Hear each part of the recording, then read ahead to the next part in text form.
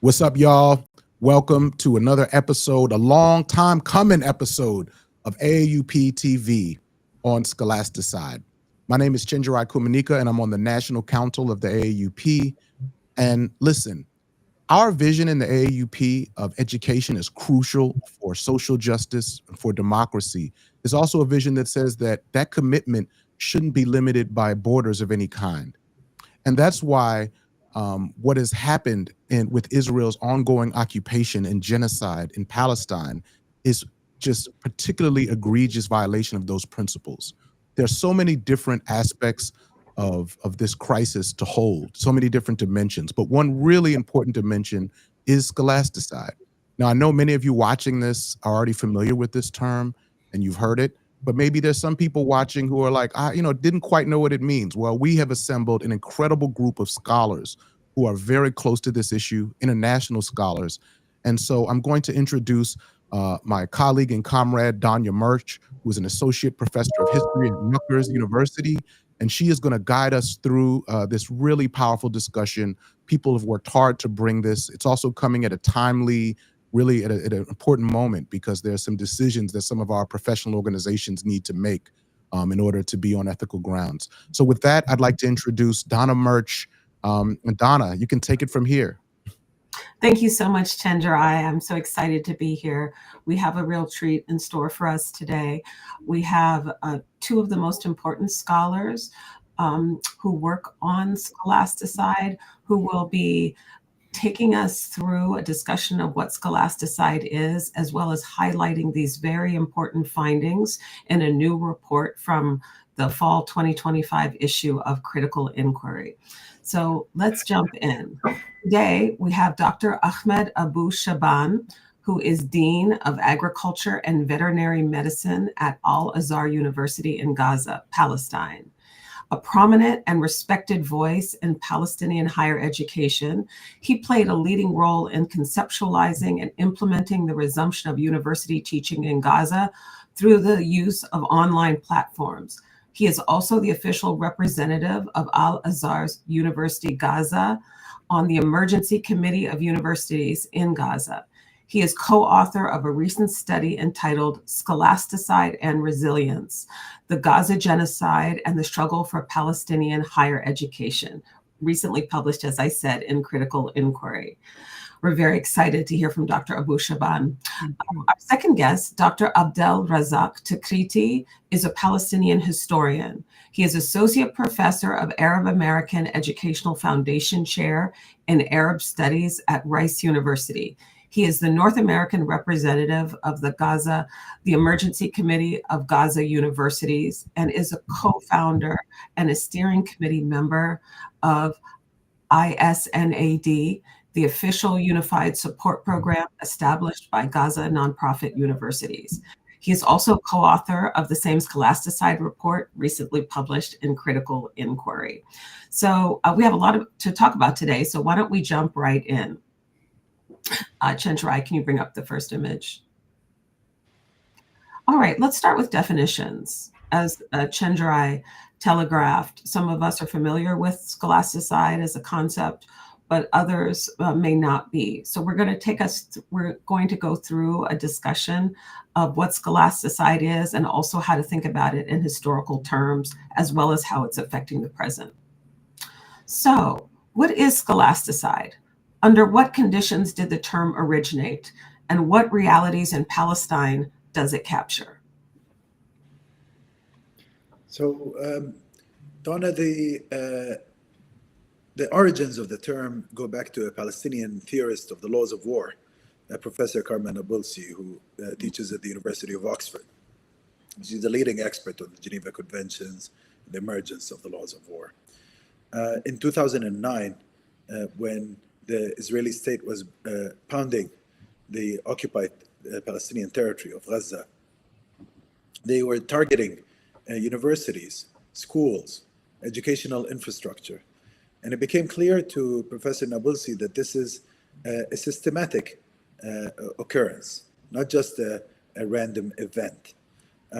So she initially proposed a definition of what was going on using two Latin words, schola, and side. Schola, of course, refers to learning, and side, of course, refers to the death of learning in this case. So, in her definition, she defines scholasticide as the systematic destruction of education to eradicate a long-standing tradition of Palestinian emancipatory learning. Now, in recent years, things have gotten much worse. And actually, now we've degenerated way beyond the idea of systematic destruction. Now, what is going on is an attempt at total annihilation. So, in the past, they used to disrupt the learning process, bomb universities, but partially, destroy libraries, but some libraries would survive, kill academics and students, but in smaller numbers than what we're seeing today. Now, what we're seeing is something that is unfolding as part of a genocide. And this is why we've been updating the definition to take into account all of these aspects that relate to the attacks on education under conditions of genocide. So when you're trying to carry out a genocide, and by the way, I know this word, sometimes people see it as controversial in the United States. I'll tell you something, that's total fake construction, but it's a controversial word to use. That is, genocide is reality. That is recognized by the main association of genocide studies scholars. They've called it a genocide.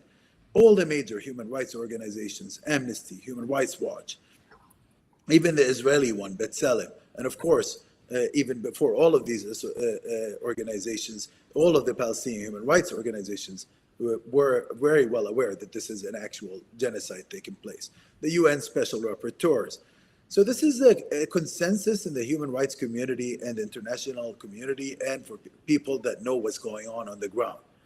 And actually, I think young people get it and got it very early on because they were watching what was going on beyond this kind of mainstream American media and the kind of sophistry that we're seeing that tries to occlude what's going on by actually covering up the whole story.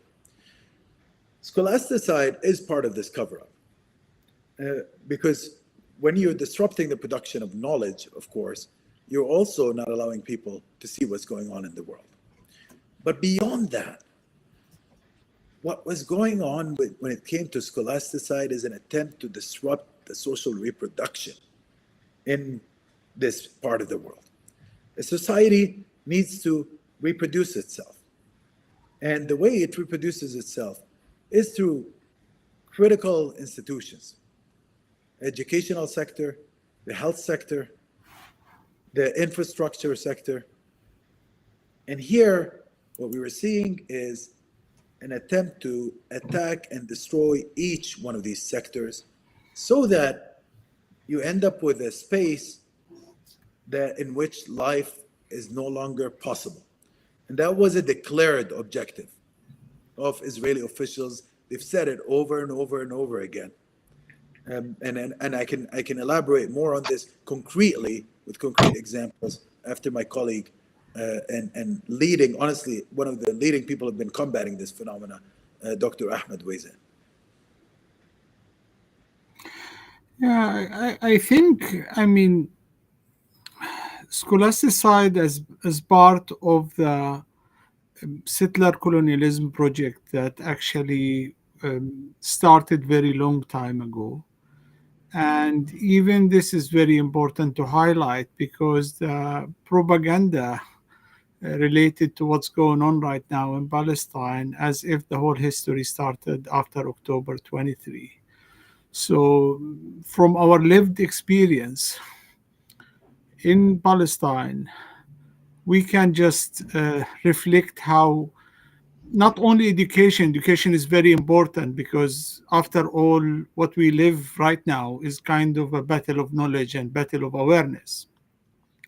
But also we need to think about they were trying to target all means of life for Palestinians, trying to challenge, control education, health, public services, even like economy, different means and different policies were followed by the Israelis to control the life of the Palestinians.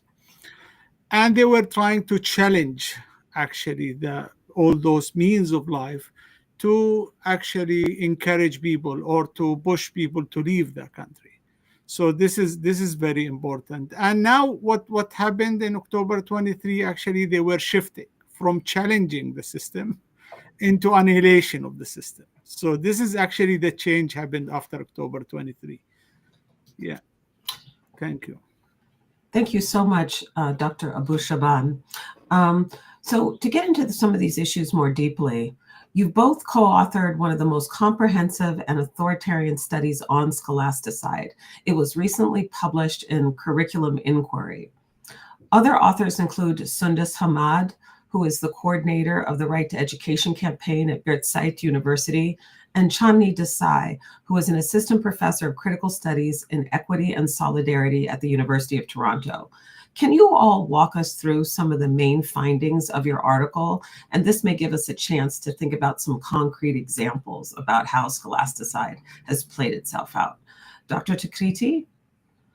Yeah, I want to start by saying that all of the people who are involved in writing this article have been old-timers in the fight for the right to education in Palestine, which is a very old fight. And this actual article talks about this. This is not the first time that Palestinian institutions get attacked or bombarded, or that Palestinian educators get killed, or that Palestinian students get arrested. All of these dimensions have been happening for a long time. However, we were all in great shock when we started witnessing this horror, this genocidal horror that is affecting everything, every aspect of life.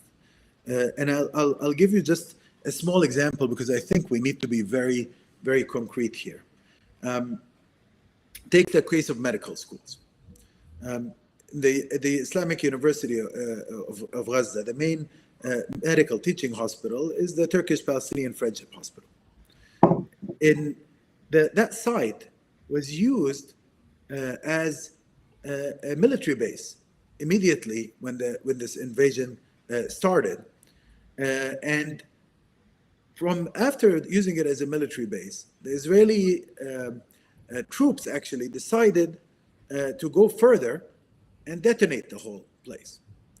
Now, they come with this excuse, oh, there are fighters there are whatever. Okay, first of all, they were using it as a military base, so there's nobody there. They had already trashed it, destroyed it, rubbished it, and they were having fun with it. They were posting videos doing that. This, by the way, this is the perversity of this. It was happening all over. As they were destroying education, they were celebrating that. And they were talking, in these video posts, these soldiers, about no more universities for the students. They were having joy at the prospect of eradicating knowledge. And in this case, medical knowledge, which is essential in the midst of this genocide. They killed and targeted the medical professors and students in a massive way. So you ended up with 20, at least, of the IUG medical students and several of their faculty members. And I want to mention them by name, actually. Dr. Omar Firwanu, for example, and Dr. Muhammad Dabbour. These are, one is a gynecologist and former dean of the school.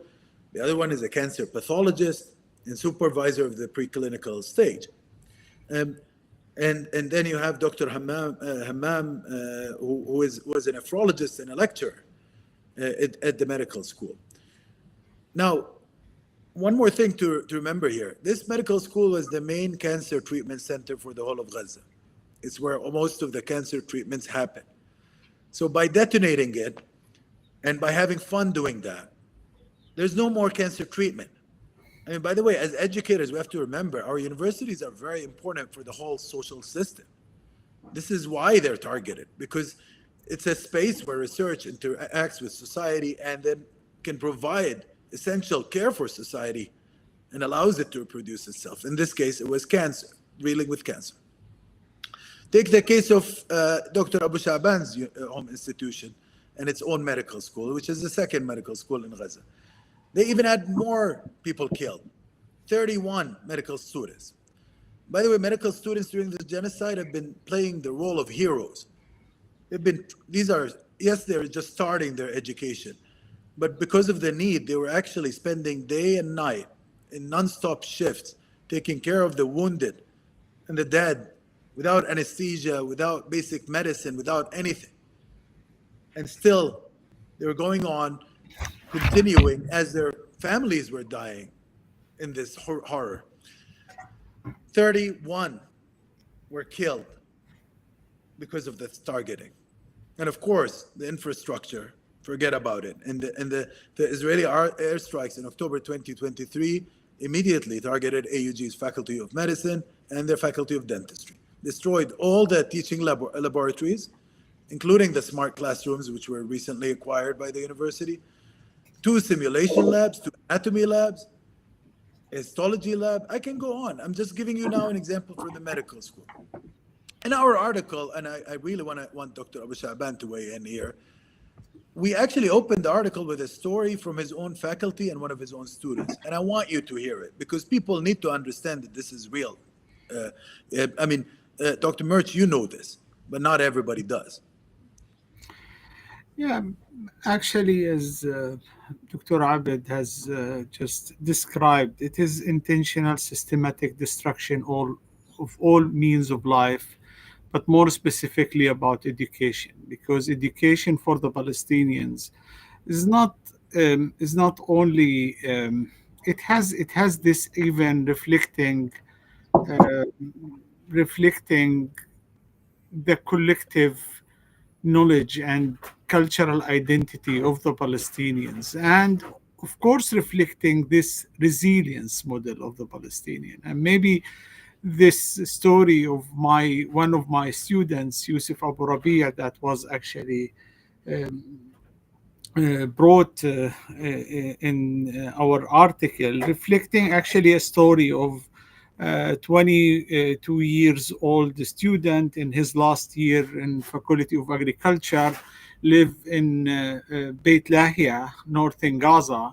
And this actually was an area that was targeted by the Israelis with evacuation orders, and they ordered the people to leave the area. So, and they destroyed everything. As they destroyed education system, they also destroyed the food system. So the whole food system, value chain for the food system was systematically destroyed, including farms, agricultural inputs, everything, like nurseries, everything was destroyed. So, and the people refused to leave. And then they banned the food to come inside this area. So they just, like, they were just starving the people to leave Gaza, to leave northern Gaza. So there was no food. The people were starving. And then Yusuf, he just said, okay, I have my destroyed farm. So he's rehabilitated his farm. He just went to the destroyed seeds input stores to pick some seeds from the destruction and started to establish, with almost no resources, nursery to produce vegetable seedlings. He started to produce vegetable seedlings, distribute vegetable seedlings to the neighbors from that farming community, producing some vegetables to feed the starving people, to support their resilience over their land. And I'm quoting actually what he wrote to introduce his initiative. He wrote, we will cultivate it with seeds and love, and we will irrigate it with tears and blood. And this is actually what happened. They killed him while he was cultivating his land to feed the hungry, the starved people in northern Gaza. So it is why actually this is reflecting a very good example, because they are trying to kill the life itself. They are trying to kill the resilience itself. And maybe one other dimension that about this article, what this article tried to show, is not only showing the crime itself, but it showed also the resilience model of the Palestinian through actually reflecting the education as a central component of the way the Palestinians live and sustain their resilience over their land. And the sustainability of the mission of educational institutions as a main actually determinant of the Palestinian resistance and resilience over their land. Thank you so much, Dr. Shaban. I couldn't help but think about the great Black feminist writer Octavia Butler, who always used seeds as the metaphor for understanding how to rebuild community in the face of state repression and violence and fascism. I have another question for both of you, which is Scholasticide is not a one-time act. It is actually a historical process. In Palestine, it goes back much further, as Dr. Shaban and Dr. Tikriti explained, much further than the last 2 years. In fact, we have an image of the bombing of a research center in Beirut in 1983. Can you briefly tell us about the history of education in 20th century Palestine? When did Scholasticide, and you've already spoken to this a little bit, when it originated in Palestine, but you can flesh that out and take us back to the parts of the story that we haven't heard yet. How has it unfolded historically, and what is its relationship to settler colonialism? Well, first of all, I think it's very important to note that the building of universities was a heroic act in Palestine. And I use the word heroic with total intention here, because it was very difficult and it took enormous sacrifices to do it. The Israeli colonial system that was ruling Palestine and before it was opposed to the very idea of Palestinian higher education, and they put obstacles to the formation of universities. However, by the 1970s, our people were finally able to construct their first universities, despite the Israeli colonialism and education. And they started actually, in the case of Gaza, from tents. They started education in tents because the Israelis would not give authorization for the construction of campuses. So people started doing education in tents, and then that grew. That became Gaza's first institution, the Islamic University of Gaza. Later on, you had Azhar University, which was also not able to construct its initial buildings until the 90s came in, and the return of the Palestinian leadership to the occupied territories happened. You know, there was an initial moment where some building could take place during the Oslo process, but also there was a lot of disruption there. It wasn't easy. Okay, that's where Azhar University was developed, and then later on you had Aqsa University. Those are the three big universities. They all were built after the 1970s because we were not allowed to educate our people on our land before then. And after they were built, they experienced successive waves of destruction in the case of the universities in Gaza. And I think, Dr. Abu Shaban, you've actually, your life trajectory corresponds to this process. I know this because Dr. Abu Shaban is a good friend. You went to as a student in one of the earliest cohorts of Azhar University. Can you tell us about that? I mean, it was the first cohort. I mean, the same faculty which I'm leading right now. I started my academic journey as an undergrad student at the Faculty of Agriculture. That was 1992 when I started, and just like this is. I mean, a very good example how is actually systematic, intentional targeting of academic institutions. My faculty during the before October 23, and since it was established in 1992, it was actually destroyed 3 times. The buildings of my university was destroyed 3 times. And it was destroyed the 4th time during this genocide.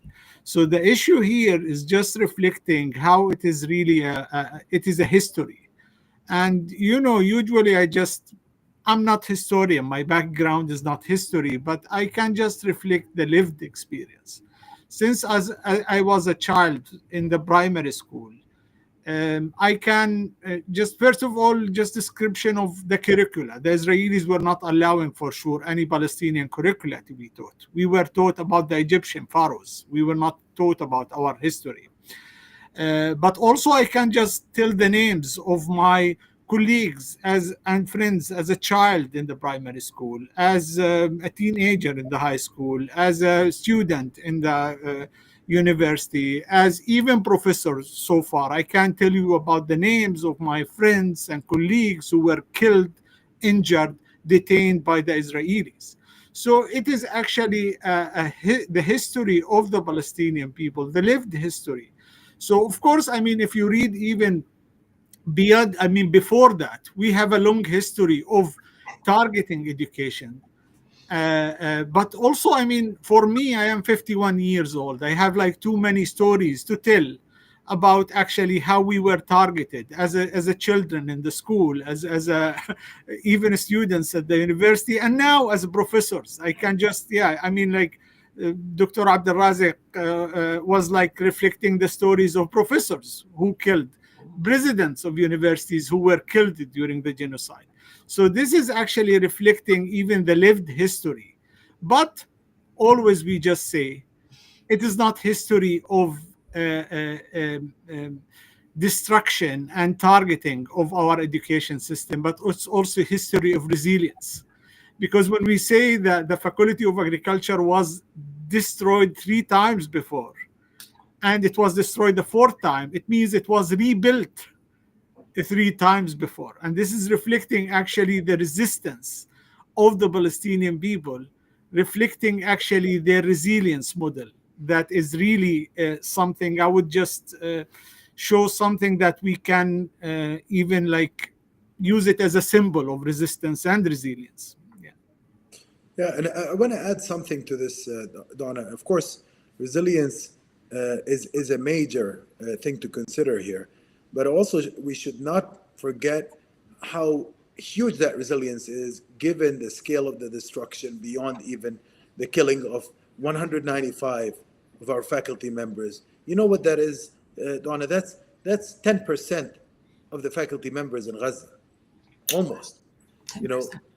of the total, you know, this Gaza is 2.3 million people, and it's served by, Yeah. you know, 7 universities, 6 university colleges, and 5 intermediate colleges. Okay, out of these, the big 3 are Azhar, Aqsa, and Islamic University. And the total staff of the big 3 would amount to about 2,000. Isn't that correct, Dr. Ahmed? Roughly. 2000, including the administrative. I mean, like that. Including the Yeah, administrative staff. yeah, Then yeah. if you Not, count the intermediate colleges, yeah. you know, and it's the total number of academics is not that large, because Gaza is the size of basically, you know, I live in Houston. It's the size of Harris County. You know, it's the size of central Houston, 2.3 million people. Okay, so when you kill like 10% of the faculty members, can you imagine the destruction? And when a disproportionate number of the people killed are actually in key faculties that like medicine, as we mentioned, it's a disaster. It's such a horror. But also, what they're doing is other acts that are just gratuitous. So, you know, recently the Ministry of Culture has actually looked at the cultural destruction that's going on. That's also an aspect of scholasticide. So in Gaza, before the genocide, there were 25 cultural centers and institutions that were registered with the Ministry of Culture. All of them sustained partial damage or total destruction by now. And out of the 80 that were not officially registered, 30 institutions were fully destroyed, and a number that is unaccounted for because nobody can keep count is partially damaged, or we don't have information on them. Out of the public libraries, there were 87 libraries, 87 were fully or partially destroyed. These included, by the way, libraries like the Islamic University Library, we're all educators here. Can you imagine in the Islamic University Library, there were 16,000 master's and PhD dissertations there. Okay, these were lost forever. Okay, some of them were not digitized. That's it. The academic labor that went in there, it's gone, along with more than 250,000 books. Um, the the scale, and then you have out of the 325 officially registered archaeological and heritage sites, 200 have been fully destroyed. And I want to say a word here. Gaza is one of the oldest centers of civilization in the world. It is the connecting point between Africa and Asia. This is something that not many people know. This is the place where these two great continents meet, civilizationally as well as geographically. I mean, you just have to go to the space to see that. It is where, all of these cultures have met. And it has a very rich tradition, Canaanite tradition, Roman tradition, Hellenic civilization, all of that. Why would they attack it? I mean, like, this is incredible what's going on. They're trying to erase everything that relates to the Palestinian being and history. And that's what makes the resilience even that Dr. Ahmed spoke about even more impressive. Thank you both so much. It's as I listen to both the history and depth of importance of education, not just for the society itself, but also for Palestinian identity and Palestinian consciousness, it's impossible for me not to think about its parallels with the African American tradition in the United States. It's after the Civil War and the fight for the 13th, 14th, and 15th Amendment, precisely the 14th Amendment that we're seeing dismantled right now under the Trump administration, that this is the period of people beginning to build schools and to also found the first historically Black colleges in the 19th century. Like Palestine, it's hard to overestimate the amount of violence that was leveled against schools, churches, and these institutions of learning. There's one particularly powerful image that I thought of, which is in one of these, they were called African free schools in the North, not in the South. The local white community literally attached horses with chains and pulled the school off of its foundations. So I think many of us, especially those that come from oppressed and vulnerable communities, can look at and identify with this process of the attempted destruction of education and learning. So I have a question about that. Under conditions of oppression, education plays a powerful tool for empowerment and resistance. What does education mean for groups that have experienced structural forms of violence and oppression? For example, settler colonialism, slavery, apartheid, and racial segregation. What role does it play in the development of political consciousness in Palestine and beyond? Well, I'm glad you were asking this question, Donna. And I want to actually concretize the answer with you've referred to the Black experience in the United States. And education actually, even in the case of Gaza, brought, for example, that experience to our students. The most famous poem that came out of this horrific genocide is If I Must Die, which was written by Rifat al-Arair, of course. He was a great professor, by the way, targeted, killed. He wrote that poem just before he got killed. He got murdered. And he was in conversation with a great poem that was produced by the Jamaican-American writer Claude McKay, If We Must Die. So what does that tell you? It tells you that oppressed people learn from each other, but they also, it's not just a question of learning from each other for the sake of celebrating victimhood. As the wonderful Robin Kelly actually reminds us, the real anti-colonial tradition is about emancipation and about joining together in the fight for emancipation. And that's where the power of education lies. So education brings these different struggles together. It also allows people to develop their societies and develop resilience within them, give meaning and purpose to people.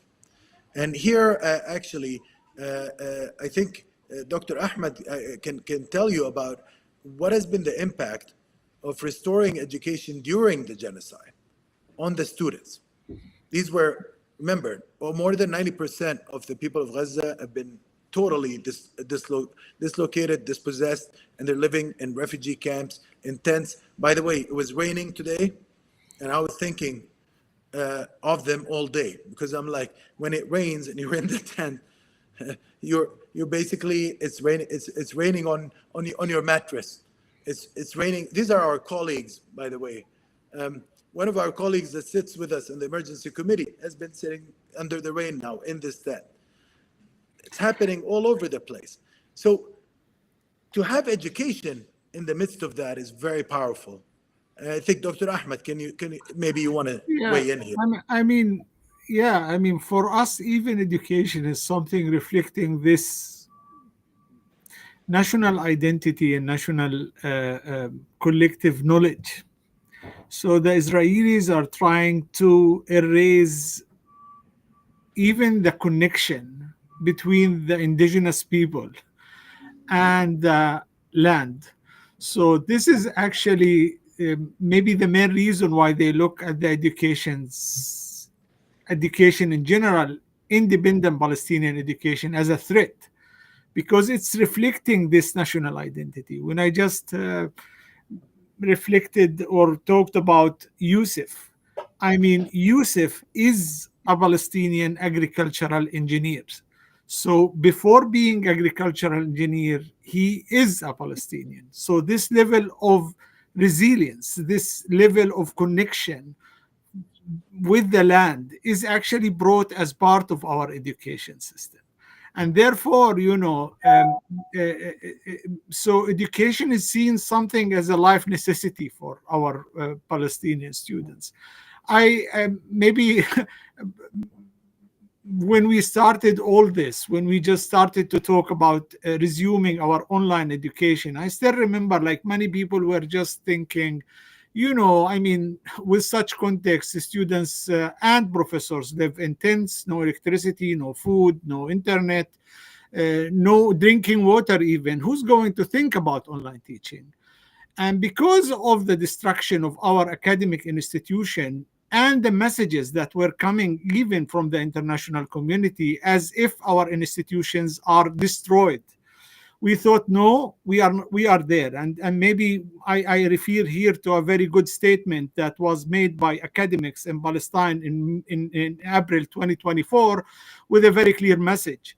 Yes, they destroyed our buildings. Yes, they destroyed our infrastructure. But we believe that universities are communities. It is not buildings. It's not infrastructure. So therefore, we are going to resume our education. I still remember at that time, even me, I was one of those who initiated that. Initiative to resume online teaching.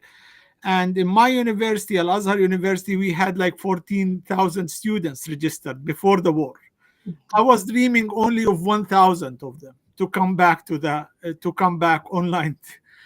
And me myself, I was surprised to get 10,000. Yeah. This is something like was for me, wow, it was really impressive. And then the stories of our students. I mean, I would never like forget the story of Salim Maroof. And I just keep using this. Salim was injured. He was in the hospital. His house was destroyed. His family was actually displaced in the hospital because they lost their house. And even though the Israelis even were invading Gaza again, asking the people in the hospital to leave, they decided, no, we are not leaving. We have no place to go, and we have injured case. Salim was actually was preparing for the midterm exam at that time. I still remember he was texting me from the hospital, texting me, asking me, Professor, in lecture number 2, there is this topic that you missed actually explaining. Are you going to bring it in the midterm exam? imagine the tanks were surrounding the hospital, threatening them to kill them, and he was sending me a text. So this is reflecting actually such level of resilience of even our students. Sometimes, frankly to say, I just feel depressed, and I feel, like there is no hope. Genocide is ongoing. It seems to be, it will never stop. And whenever I just get this feeling of depression, I just look into my WhatsApp, and I see those messages coming from my students in the tents asking me, hey, professor, is it okay to submit the assignment in Word, or should I just do it in a PDF form? Just imagine, I mean, like, who's thinking about PDF or Word at such context? And such reflection of those stories, like another colleague of mine was like telling me in the final date, one of the female students, actually, she was injured. They have to cut her, to amputate her hand in the hospital. And the family in the same day were communicating the professor, telling him about the case and asking him to postpone the exam. And that was actually the wish of the student. And this is reflecting actually how the Palestinian people value the education, and for the same reason how the Israelis actually see the education as a Palestinian national independent education system as a threat. Yeah, thank you. Thank you both so much. Such powerful testimony and stories. One of the other things that I think that education does is that it prevents us from naturalizing disparities and inequality. A close friend of mine whose family migrated from Jamaica to the US and lived in the Bronx talked about that it's education makes you understand how you got to where you are now, and very importantly, how you can change it. So we just can't underestimate its importance in fighting, political violence, genocide, forms of structural disparity. So I thought we might turn the discussion now to the question of workers. So all of us participate in unions and also understand ourselves as workers. So I was wondering if you can help us think about educators in Palestine as workers, whether they are professors, deans, or staff. How have trade unions, professional associations, and other organized bodies of Palestinian workers in the academic sector confronted scholasticide, both historically and over the past 2 years? Well, I mean, let's start actually by talking about working conditions. When the genocide started, you had a total collapse of the pay structure, because universities, which were already in a very dire situation because of a long siege that preceded the genocide. By the way, we should always remember, Gaza has been under siege for now almost 2 decades. It's unbelievable, and it has been under occupation for way longer than that. So that has affected the ability of universities to cover running costs. After the genocide, people were not getting paid, Donna. You had a situation where universities could not cover these expenses. So there was a need to develop mechanisms around that. And of course, the good thing about universities in Gaza is that you do have unions. People are unionized in each one of the institutions, and they do actually articulate their needs through these structures, even under the genocide. So the unions have been very active, and I think that Dr. Abu Sha'ban can tell you about the union in his institution, but also about other institutions. But the working conditions have been very difficult. And despite that, through collective resilience, people actually decided to volunteer till they can get their salaries back. And now we have some models that are allowing for partial salaries to be paid. But Dr. Abu Sha'ban can address this more. I think Dr. Abed was like, he he really explained the context, because we do not have kind of a normal context. So the education system was, for a long time challenged since its establishment. Actually, higher education institutions were actually targeted and challenged by settler colonialism policies in Gaza, including the siege. But we always just believed that this institutional framework, structure, where actually unions were actually very active, trying to protect the workers' rights.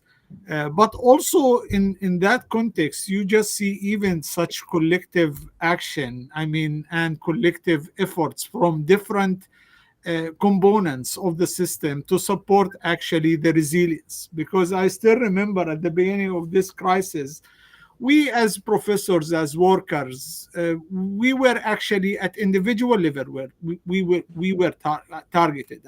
We just lost our houses, our universities, our salaries. We became simply displaced in streets and tents, no income, and it was really something like really challenging for all of us.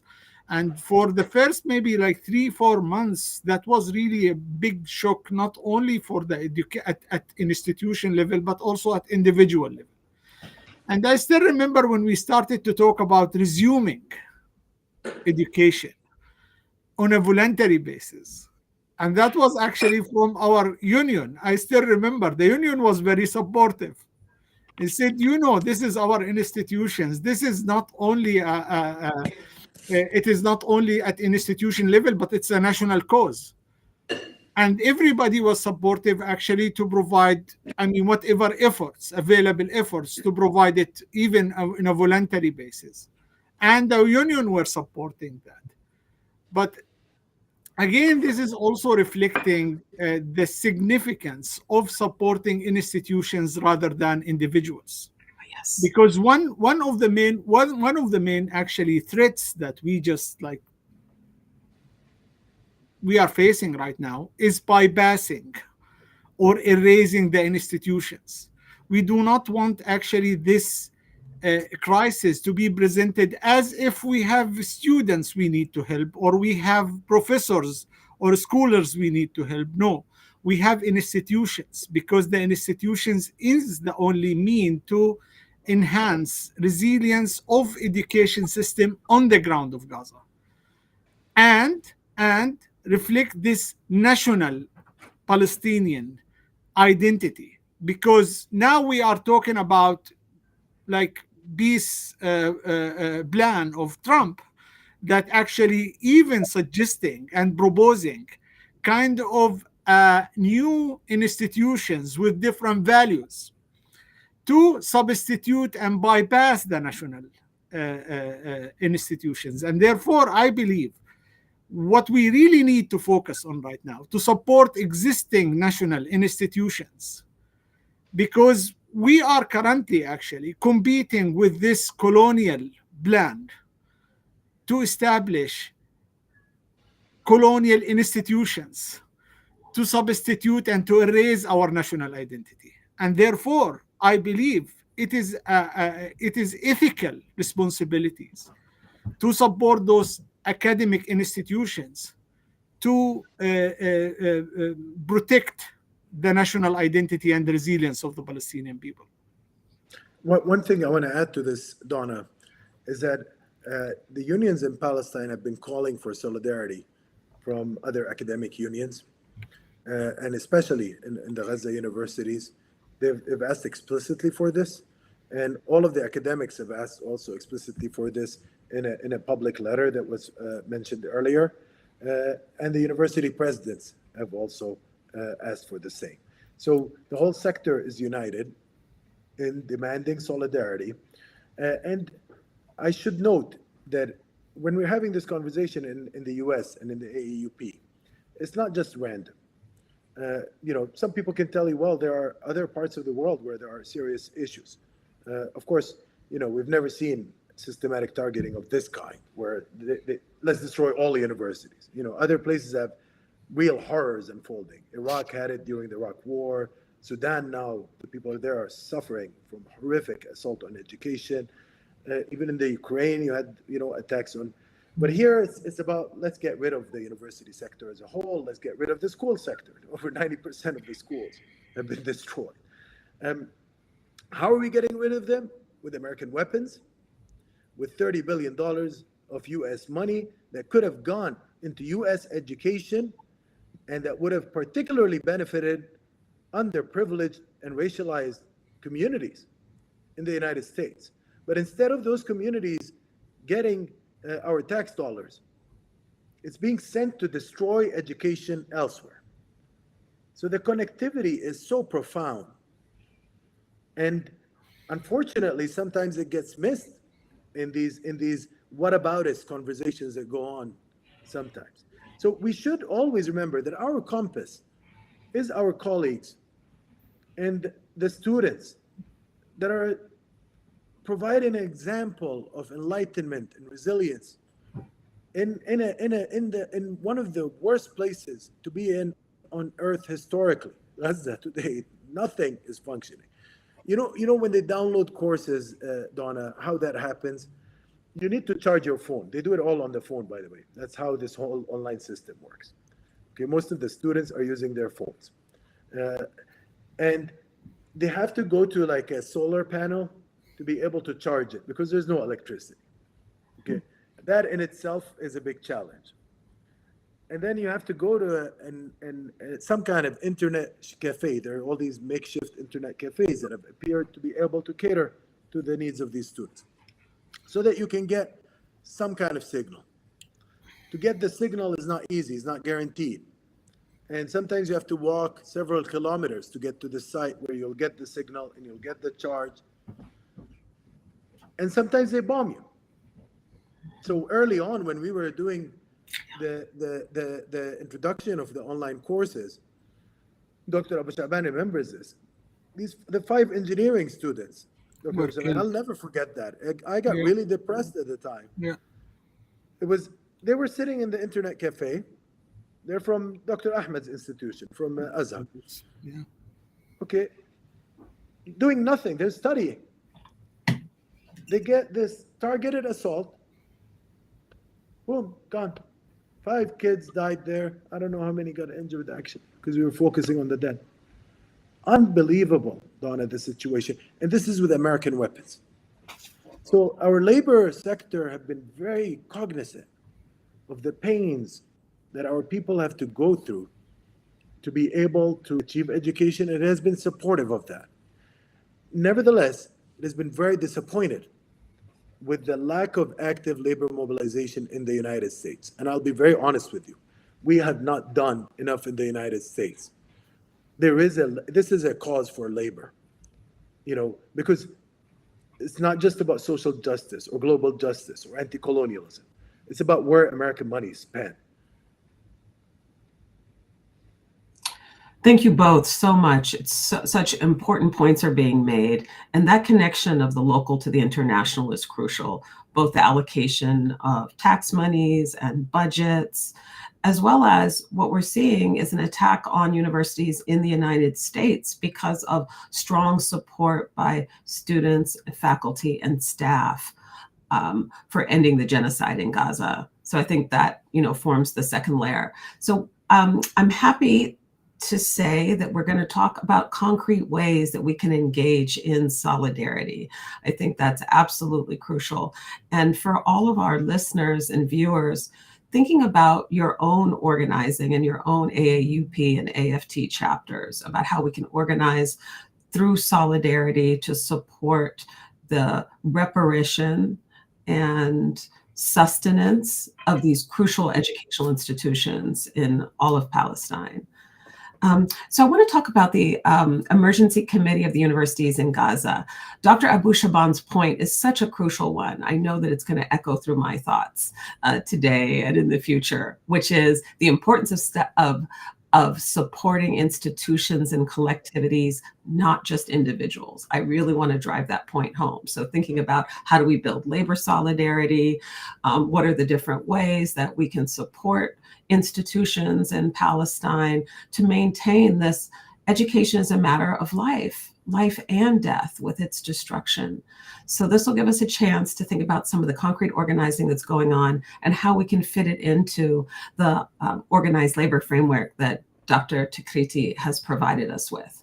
So you are both affiliated with the Emergency Committee of Universities in Gaza. It recently won the Academic Freedom Award from the Middle East Studies Association. Can you talk to us about what the Emergency Committee is, why it was founded, what its mission and principal activities are, and what forms of international solidarity does it call for? And there's one thing I want to mention is that on our YouTube channel, AAUP TV, we will be putting a link directly to the report that appeared in Curriculum Inquiry, and also importantly, the letter that was issued by the Emergency Committee. So where should we start? Tell us about the Emergency Committee. Yeah, Dr. Abed. So let's talk about what was there before the emergency committee. I mean, when the genocide first started in October, the situation was a total mess. The universities, 3 university presidents were murdered. Countless academics lost their homes. All of these, the servers went down, which meant that, by the way, without university servers, you don't have access to data, you don't have access to student information, you don't have access to faculty information. And of course, very quickly, all the campuses were destroyed. They did the destruction of the campuses early on, either through bombardment or through turning them into military bases, and trashing them. So the initial months were chaotic. The universities needed time to recover before they can consider how to represent themselves abroad and how to deal with the disaster unfolding at home. And I think, Dr. Abu Sha'ban, you remember that period well because you lived through it. I mean, the total chaos that had initially happened in the education sector. Yeah, I mean, as I said, I mean, at the beginning, it was really massive at all levels. I mean, like individual level, institutional level. Just imagine, like, even the board members of the university lost their houses. They became displaced internally, or some of them, the lucky, were externally displaced with no income. Most of them were actually in tents, live in a very difficult context. And maybe at the beginning, our thought was we were hopeful that this will take like 1-2 months and it's over. And as usual, because we had this before and we were targeted before, and we thought after the end of all this, we will start to rebuild, as because it became kind of a model. But when it became like very, it became like it was like clear for us it will be sustained, and we lost everything, and the level of destruction was like massive. Then we thought, okay, should we just start talking to potential donors, to potential even partners to rebuild, to start to resume our mission? And then we got like 2 messages, and that was maybe the main reason why we thought about the emergency committee and the support in a different way. We got like 2 messages. The first message, education is not a priority. Priority is actually providing food, water, like those life necessities, yeah? And even if we are going to think about education, we are not going to think about higher education. So we are going to think about primary education. But the second message was really threatening for us. There is no education institutions anymore. So everything is destroyed and it's over right now. We may have students, we can just get them kind of a solution for the students. We may have scholars, we can help the scholars. But there is no institutions anymore. And therefore, we thought that, no, we have to give this very clear message. No, the institutions are still there, and we are going to resume our education system. And we established the emergency committee as a collective voice for the three main universities in Gaza that accommodate around 80% of the higher education,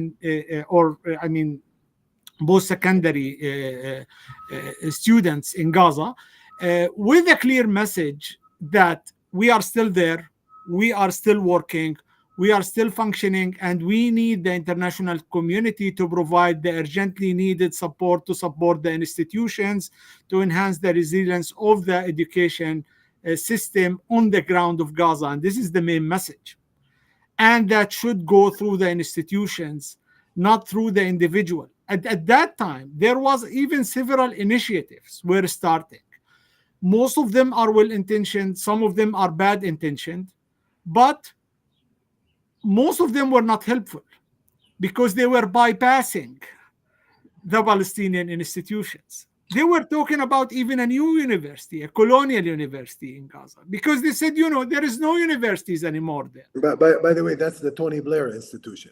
Yeah, It's Portsmouth Trust, which he's very connected and this to. is, And they're talking about getting $850 million for that. And of course, there's a whole American story to this. There's all sorts of billionaires involved in this. They want to profit from the genocide, Donna. And at the same time, they want to assault our young people's minds. It's unbelievable, the audacity.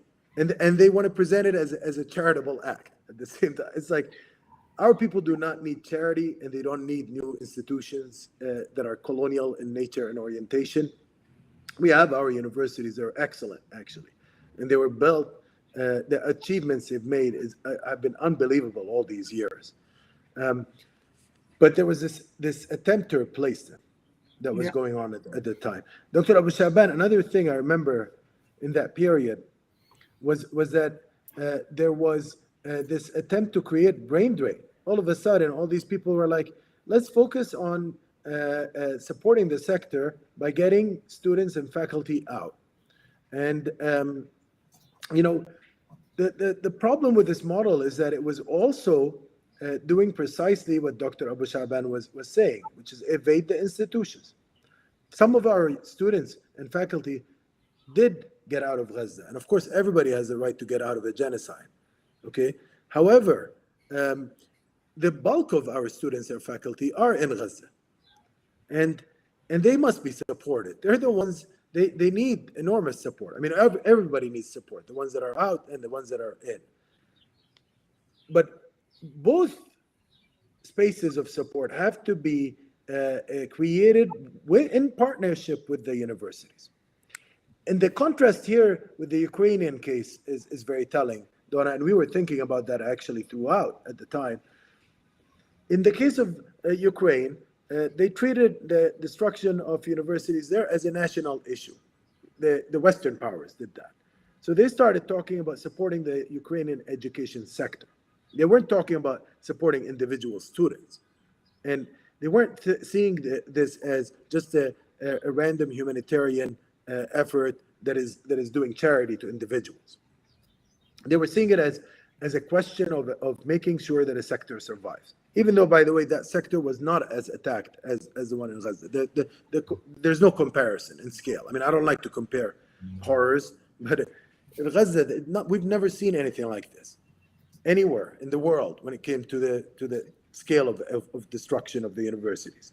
Everything was eradicated. It's unbelievable. So there was a need for a collective response. And to do a collective response, there needs to be collective representation. Dr. Abu Shaban, by the way, played a key role in this. I mean, so I'm very humbled to be sharing this panel with him because I count him as a hero of this process, but there were others too that played heroic roles. So I guess before we close, we were talking about professional associations inside the United States, including Middle East Studies Association. I know that thinking about not only how our unions, but also our professional associations understand Scholasticide and see it as a crucial vein of solidarity. Dr. Takriti, could you talk to us just briefly about that before we close? Yes, I mean, I think that when it comes to these associations, we've had efforts on the part of faculty and graduate students to push through an agenda that combats the genocide. First of all, that recognizes what happened and names it, but also that acts upon it.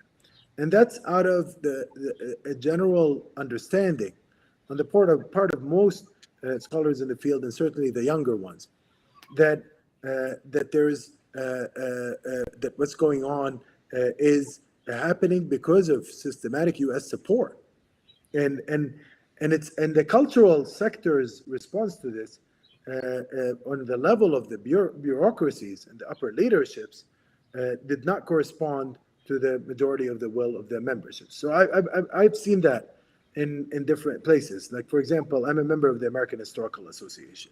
There was a actual attempt on the part of the members, a very popular attempt, one that got 82% of the vote, more than 82% of the vote in the business meeting that was full in the AHA convention last year. So the annual meeting last year saw an effervescence of activity to try to get historians to be organized on this and to take a stance against scholasticide, something that should not be controversial. Why should we see the attempt to help institutions that are being destroyed with American money and American weapons and with American diplomatic cover as something that is controversial? It is our responsibility as American academics to do that kind of form of support. Of course, you got the AHA Council vetoing the membership. Unbelievable. And I'm sure we can talk more about it. This is just one example out of many.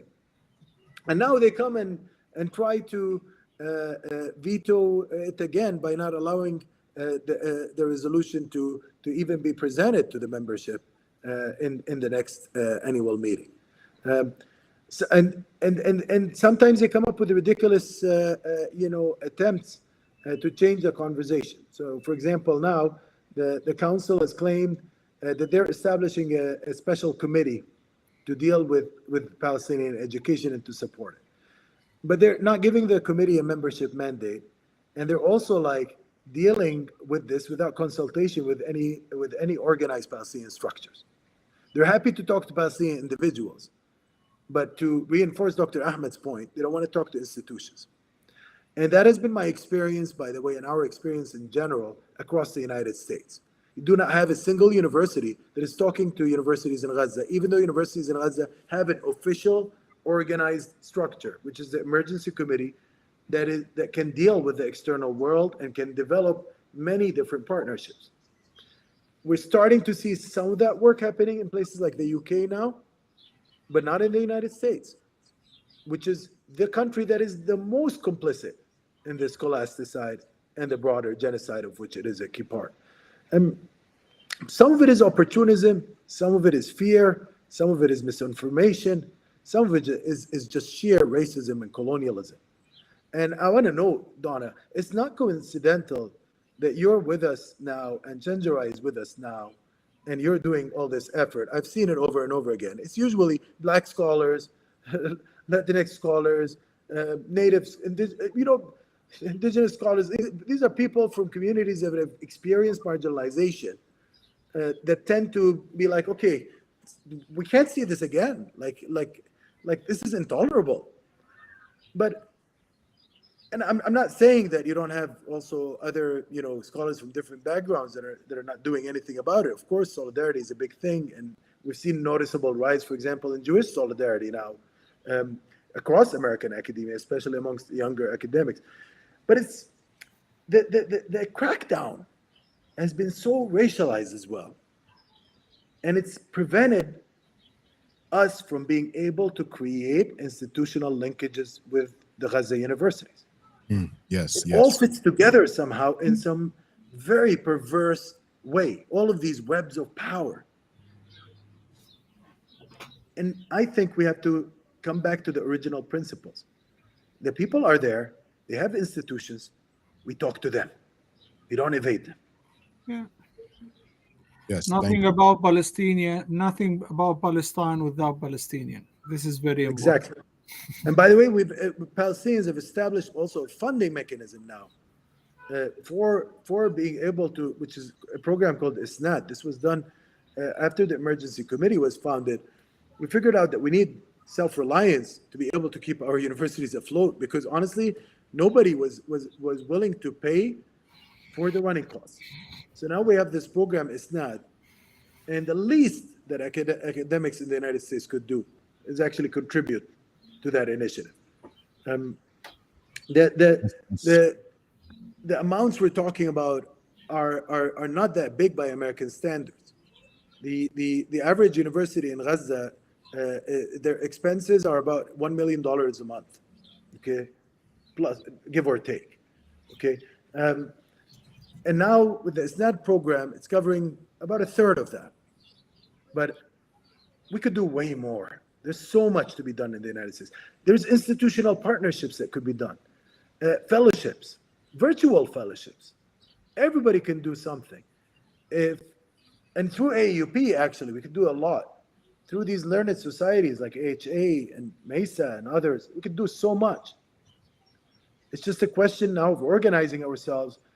If our colleagues in Gaza were able to organize themselves during a genocide, at least we can do in the country that is actually funding and supporting this genocide, is to organize ourselves in parallel. Thank you both so much for this incredible discussion. As I mentioned, we'll include some links below this to the letter, to the new curriculum inquiry, and contact information for the Emergency Committee of Gaza. Can we give them a round of Zoom applause? Thank you. And I'm going to turn it over to Chenjerai. Thank you so much for this extremely powerful discussion. As Donna said, we'll make sure we have all the resources and all the credits for the photos and so forth with us. And we just want to thank you.